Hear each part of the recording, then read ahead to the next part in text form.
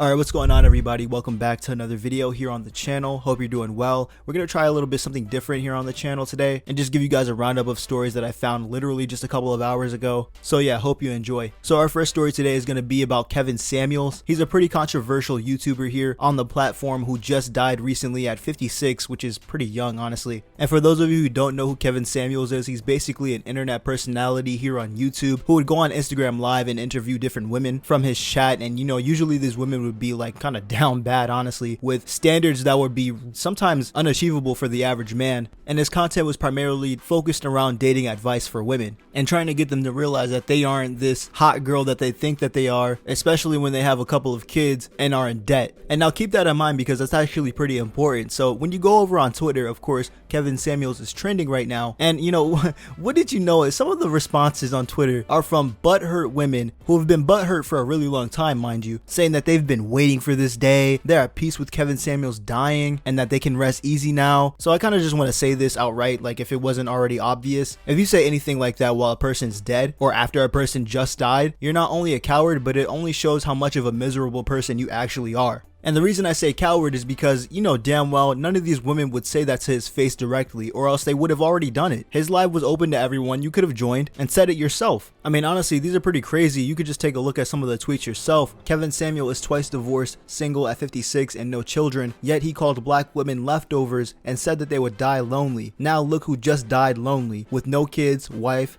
girlfriends, not even male friends. What a shame. What a nasty legacy to leave behind. And so, the thing is, some of that is true. Yeah, he did call some of those women leftovers, but that's because they quite literally were leftovers. Leftovers from a past relationship that they most likely ruined and still have kids from, and are still eating off of the child support that they're supposed to be spending on their children, but decide to use for themselves. And the person that said this, who's trying to point out that he's twice divorced with no kids, actually he does have a kid. And somebody who's twice divorced has way more experience than somebody who's never been married before in their life. Y'all mad at people for celebrating that Kevin Samuels died, but didn't care when he was spewing a bunch of sexist, misogynistic BS. Please, cry me a river. Bruh, the only thing I'm crying at is your profile picture. You look like one of Yoshi's fucking shoes. Potato head ass. Kevin Samuels dead? Now look at God. Won't he do it? This made me feel better. Thank you. And you see, like, these are the type of women that Kevin Samuels would pick apart completely, and they only wait until after he's dead to say something. You see what I'm saying? This is absolutely insane, guys. Like, it's ridiculous. And so originally I didn't think I was actually going to make a video about this or even put this in the weekly roundup, to be honest with you, but honestly it was a big story and I just kind of wanted to cover it. And plus I also wanted to say something about these people on Twitter that just seem so butthurt. But moving on to a bit of a lighthearted story, but it's kind of dark at the same time. Drake ended up trying to flex how much power he actually has as the certified lover boy. And I think that it's a pretty known rule in every guy's head that whenever a light skin comes around, you just gotta hide your girl, bro. Like, I mean, it's kind of impossible to try to deny how much effect a light skinned person can actually have, bro. Like, the memes are actually true. And Drake ended up proving that point when he low-key stole somebody's girl. Actually, no, this is somebody's wife on Instagram with a couple of taps. So essentially this all happened under a Sports Center post on Instagram. They were trying to compare LeVar Ball and John Morant's dad because I guess they're both energetic parents, I guess. And Drake ended up saying, imagine your son makes the league and he's Ja, Melo, or Lonzo. All you can do is be elated and competitive and over supportive. It's a rite of passage. All OGs talk ish. I know I'ma be this way even if my son is in a Rubik's Cube competition. So I think we can all agree,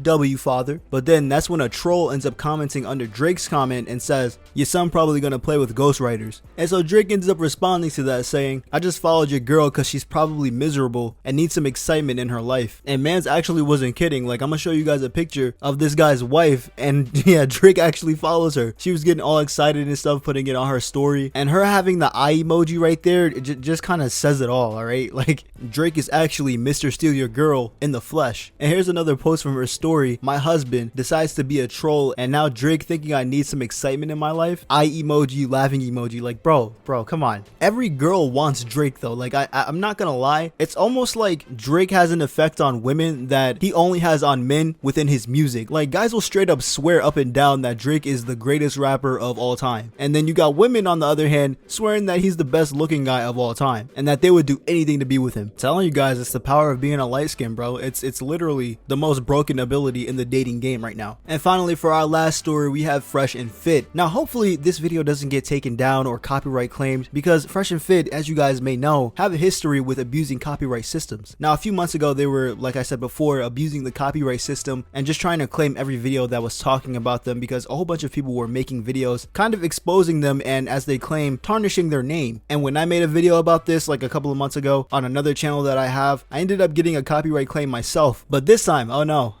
oh no, this isn't about copyright abuse. This is about one half of the Fresh and Fit podcast getting absolutely destroyed on an Australian podcast that he was invited to. I'll let you guys take a look right now. And women are not the same. Women like attention, men want sex. So my thing is, a man is capable of having sex with other women while still loving his girl the same. You're actually saying that in a relationship, it's okay for men to go and explore other options, but we have to be happy with you and not explore options. Absolutely. Closed on your end, open on my end, and I think there should be honest between the two. Why? Why would anyone agree to that? You can't just go throwing that thing around. I spoke to Dan Bilzerian. Yeah, I'm sick of you asking to finish your long, boring answers that are the same answer every time we ask you a question. Even Dan Bilzerian last week told me to my face, "So fucking what, clown? Here you are on the show. I can turn you off as well."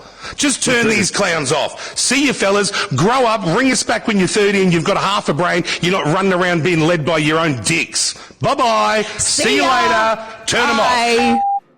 Honestly, I would have kicked him off the show myself, because Fresh and Fit, they're both known for making these insane claims that they can't really back up, like them both having body counts in the hundreds. Or case in point, that men should be able to go cheat and women should be okay with it. Obviously, that's not the case, or it shouldn't be the case with any relationship. I think that goes without saying, but you know, Fresh and Fit have a really big audience, and you know, they it's almost like they hypnotize their audience to like them and to listen to all their great wisdom. And the really sad part is that it actually works, and people are actually going to go try their methods in real life and see how bad they actually are. But guys, that's going to be it for me today. I hope you did enjoy this video. If you did, hit that like button. And if you want more content similar to this, hit the subscribe button. I'll see you guys in the next one, and peace.